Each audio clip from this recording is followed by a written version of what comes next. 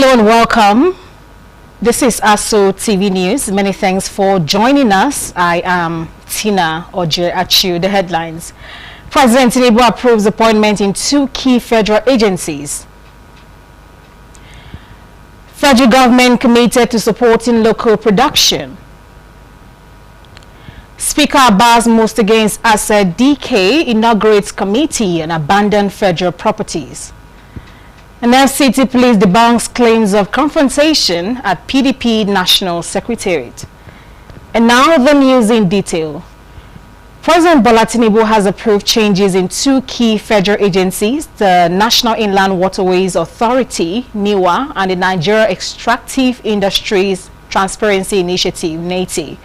He redeployed and appointed officials to strengthen transparency, accountability, and effective service delivery in strategic sectors of government. The changes were contained in a statement issued on Tuesday by the Director of Information and Public Relations in the Office of the Secretary to the Government of the Federation, Segun Imohesen. According to the statement, President Tinubu approved the redeployment of Musa Saraki from his position as NIWA chairman to serve as Executive Secretary of NETI. Mukhtar Shehu Shagari was appointed as the new NIWA chair to replace Ada. The statement added that both decisions take immediate effect. The president urged the newly appointed and redeployed officials to approach their responsibilities with patriotism and professionalism. He further encouraged them to apply their experience and expertise to advance reforms and deliver improved governance in their respective agencies. Vice President Kashim Shettima has reiterated the federal government's commitment to deepening support for local production. The Vice President spoke through his representative, the Special Advisor, Special Duties, Dr. Aliyu Modibo Umaru, at the Made in Nigeria Trade Exhibition organized by the House of Representatives Committee on Commons on Tuesday at the National Assembly. He said Nigeria's economic identity and global relevance will be defined by what it creates, stating that Nigeria's future depends on the creativity, ingenuity, and enterprise of its people. Vice President Shettima stressed that the country's wealth does not lie in oil fields, fertile land, or mineral deposits, but in what Nigerians are able to turn those resources into.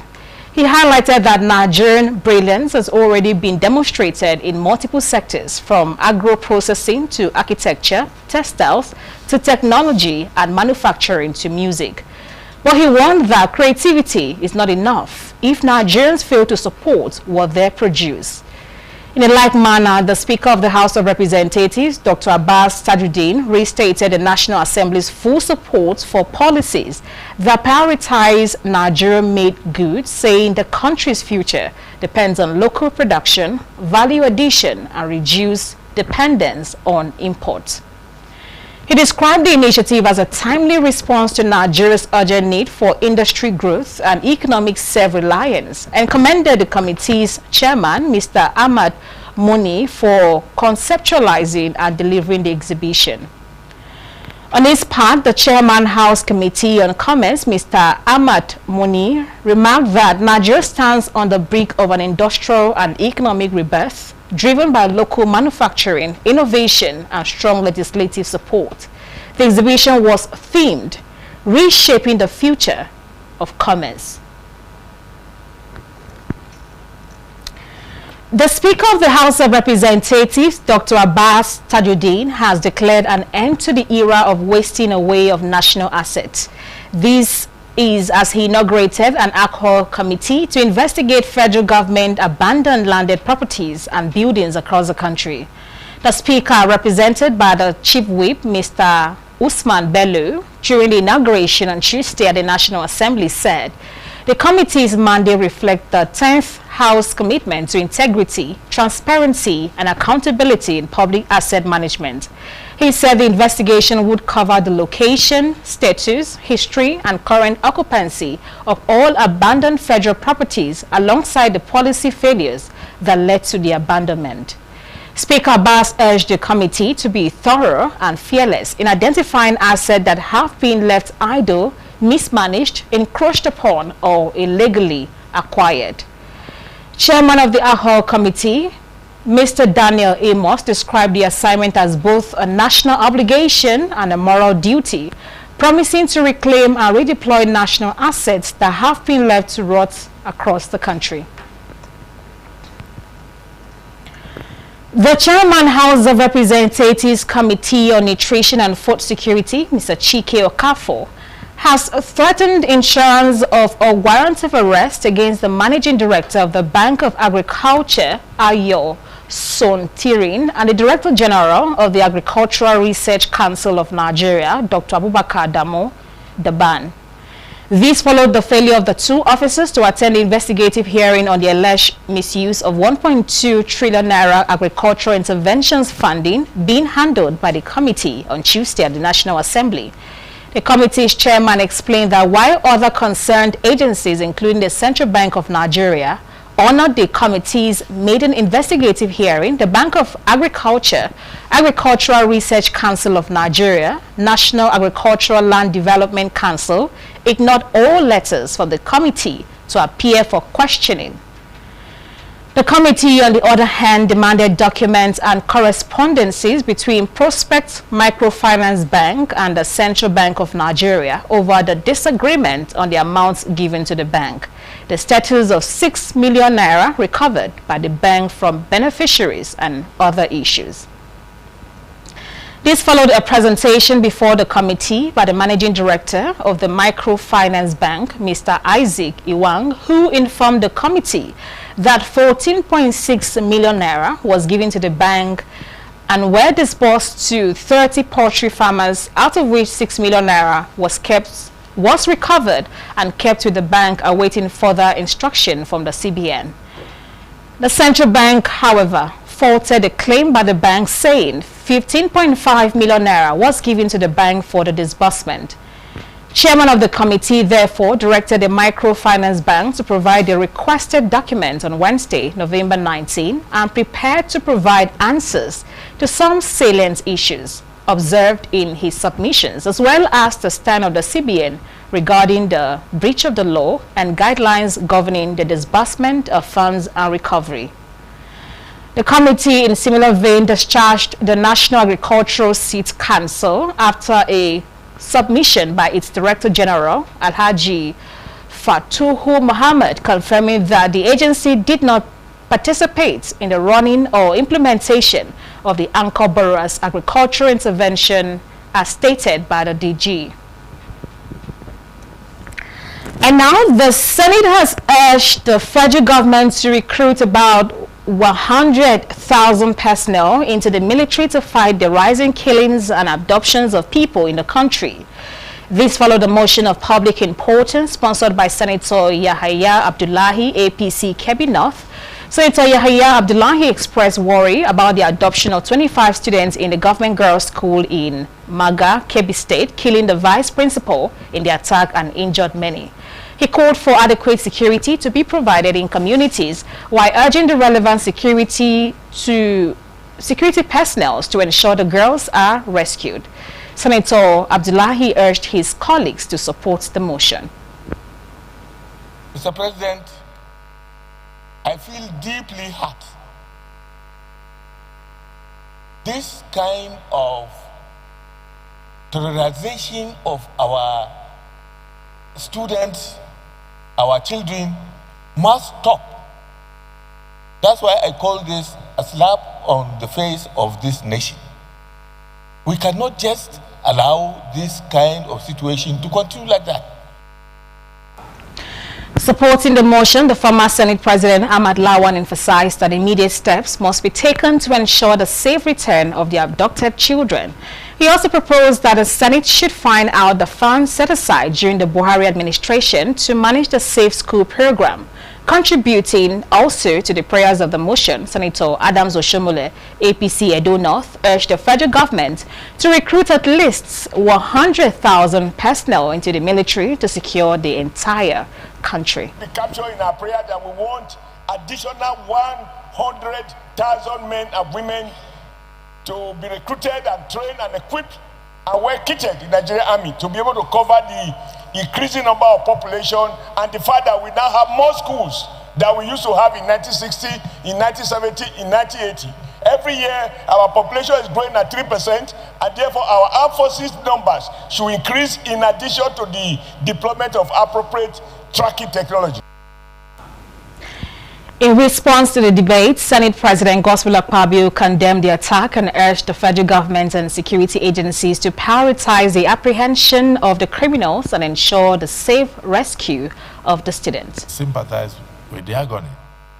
We sympathize with the families for the agony they are passing through. We sympathize with those are young children that are probably in very uncomfortable situation right now, wherever they are taken to. And we urge the, not just relevant committees this time, we urge the armed forces across board, including individuals who may have information, to assist to do everything to bring those children back to rejoin their families and to continue their education. We're in sympathy with them because they have been traumatized. And may we now rise to observe a 1 minute silence in honor of the Vice Principal, the heroic Vice Principal, who in the attempt to stop any harm coming upon those children was dastardly killed, as the Senate has already condemned such. The Senate observed a minute silence in honor of the late Vice Principal, late Brigadier General Uba, soldiers killed by terrorists over the weekend and other victims of the attack, while calling for greater involvement from state governors in securing schools, stressing the need for a collective effort to address the growing insecurity. The African Aviation and Aerospace University, Abuja, has recorded a major academic milestone, conducting its first external defense for a postgraduate student. The defense featured MSc Air Transport Management candidate Olodo Ahmed Tula, who presented his research on the potential of sustainable aviation fuel for Nigeria's economic growth. An external examiner from Ahmadu Bello University, Professor Ibrahim Musa, led the assessment panel with senior AAAU officials joining both physically and virtually. The candidate delivered a 15-minute presentation before undergoing a detailed review of his thesis and has been given 2 weeks to address final corrections and is set to earn his degree pending Senate approval. Registrar Dr. Mustafa Sheikh Abdullahi praised the examiners and participants, noting that the successful defense set a strong precedent for future postgraduate assessment and reflects the university's growing commitment to academic excellence. And now the chairman of Abaji Area Council, Alhaji Abubakar Umar Abdullahi, has taken decisive action to restore electricity supply to Abaji Area Council and parts of Kwali Area Council after several months of total blackout affecting the affected communities.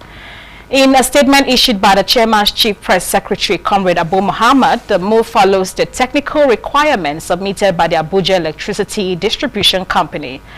In line with these requirements, the chairman has procured and provided all necessary equipment and working tools required for the immediate commencement of repairs and restoration of power in the council area. Following this development, clear directives have been issued to the AEDC technical team to mobilize the site without delay. The restoration exercise is scheduled to begin at once and is expected to be completed within the approved and accelerated time frame. The office of the Abaji chairman also acknowledges the growing public calls for the re-election of Alhaji Abubakar Umar Abdullahi in 2026 under the governing All Progressive Congress, a reflection of the people's appreciation for his steadfast commitment to development, service delivery, and continuity in leadership. You are watching Aso Television News. You can watch us live on DSTV channel 392, also on Star Times TV channel 127 and Free TV channel 507. We are also on the UHF band on channel 38. Still to come, Federal Police debunks claims of confrontation at PDP National Secretariat. Do stay with us for details of these and more stories. This is a people's game. They will be bubbling about this one for weeks and months to come. Let's go!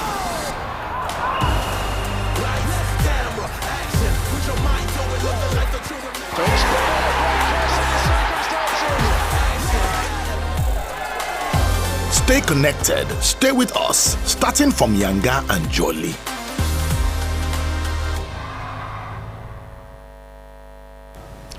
Many thanks for joining us again. Moving on, the Federal Capital Territory Police Command has dismissed reports circulating on social media alleging that police officers malhandled private security personnel and prevented the governor of Bauchi State from accessing the People's Democratic Party National Secretariat in Abuja on Tuesday, 18th November 2025. A viral video had suggested that officers engaged in a physical altercation and obstructed the governor's movement at Wadata Plaza, Wuse Zone 5. However, the police command in a statement on Tuesday described the claims as false and misleading. According to the statement signed by the FCT Police Public Relations Officer, SP Josephine Ade, the brief commotion at the entrance of the Secretariat resulted from crowding at the gate. SP Ade clarified that officers only intervened to disperse private security personnel and bouncers who were blocking the governor's access, ensuring a safe and clear passage ahead of scheduled Board of Trustees and National Executive Committee meetings. The statement said FCT Commissioner of Police CP Miller urged media organizations and social media users to verify information before circulating it, warning that unverified content could mislead the public and generate unnecessary tension in the FCT. The Director General, National Orientation Agency, Malam Larry Isaonilu, recently hosted a DG of the National Automotive Design and Development Council, or TUMBA, Oluwe Mimo Joseph, on policy perspective at the agency's Visual Studio in Abuja. The program, designed to simplify government policies, featured a rich conversation on Nigeria's automotive future. Otumba outlined the council's drive to make Nigeria a hub for vehicle manufacturing and innovation through training centers, the Automotive Design and Innovation Institute, and partnerships like Credit Corp to boost financial inclusion and support local engine production. He emphasized effort to make locally assembled vehicles more affordable, reduce import dependence, and expand opportunities for young Nigerians. Anchored by Tolu Meduna and Edith Yassin, the NADDC DG concluded that with sustained innovation and sustainability, Nigeria's automotive sector is poised to become a major engine of national growth, urging investors and citizens to tap into its emerging opportunities. And on business, the National Bureau of Statistics has affirmed relevance of data to national growth and development, assuring of accurate data for effective decision-making. Statistician General of the Federation and Chief Executive Officer of the NBS, Prince Semio Adeyemi Adeniran in Abuja, during the celebration of the African Statistics Day, commended support of government, partners and staff of the Bureau to its mandate of data collection. A business correspondent, Ile Meje, was there and Fauzin the report. In a special remarks to mark the African Statistics Day in Abuja, Statistician General of the Federation and Chief Executive Officer of the National Bureau of Statistics, NBS, Prince Semio Adeyemi Adeniran, pointed the role of data for adequate decision-making and national growth. Statistics are the silent architects of development. They inform our budgets, guide our policies, and shape our national priorities. Without credible data, we are left to navigate the complexities of governance and development in the dark. We just be groping in the dark without data to guide us.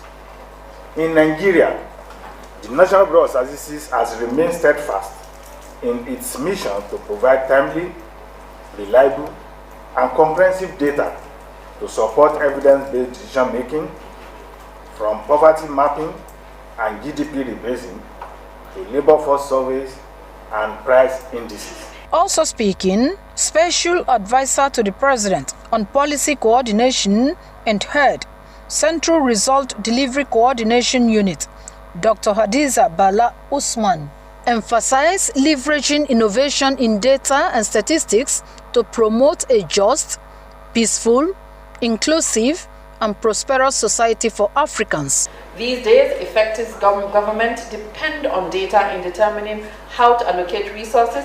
Data governs how businesses assess opportunities, how humanitarian organizations reach the vulnerable ones, and how citizens are able to hold their leaders accountable. In a paper presentation, Chief Economist, Development Bank of Nigeria, Professor Joseph Nnanna, reiterates relevance of timely data for a sustainable development in Africa. Ultimately, the more we speak about this and the more resources at our disposal, we can use innovative ways to basically grow our data bank and use that to create useful reports that will help policymakers and, dare I say, the fiscal authorities in designing policies that achieve inclusive growth in the country. According to them, the need to harnessing data for sustainable development in Africa is imperative. Ile Emeje, Aso Television News.